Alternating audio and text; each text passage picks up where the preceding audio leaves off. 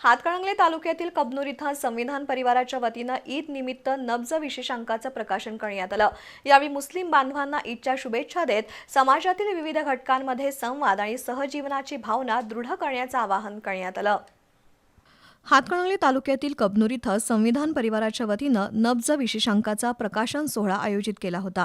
समाजात सद्भाव, सहिष्णुता आणि बंधुभाव वाढावा या उद्देशानं नब्ज विशेषांक काढल्याचं विभावरी नकाते यांनी सांगितलं। कोमल माने यांनी परिवर्तन गीत सादर केलं। मान्यवरांच्या हस्ते विशेषांकाचं प्रकाशन करण्यात आलं। ईद सणाचा मानवी आणि सामाजिक अर्थ स्पष्ट करताना जन आंदोलनाचे राष्ट्रीय समन्वयक संजय रेंदाळकर आणि समता संघर्ष समितीचे बजरंग लोणारी यांनी विविध धर्मांमध्ये एकात्मतेची भावना जपण्याची आणि सद्भाव सहजीवनाची गरज अधोरेखित केली। सौरभ पवार यांनी नब्ज अंकातील कवितांचं वाचन केलं।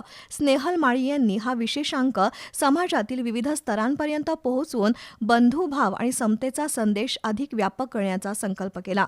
कार्यक्रमाला रोहित दळवी, अनिल होगाडे, बबन बन्ने, राजू मुजावर, पापालाल सनदी, नौशाद शेडवाळे, हुसेन मुजावर, आरिफ पानारी, प्राध्यापक अमित कोवे, अशोक वरुटे, मुस्तफा शिकलगार, निलेश बनगे, रीटा रॉड्रिग्स, सुषमा साळुंखे, आदिरा रेंदाळकर यांच्यासह कार्यकर्ते उपस्थित होते।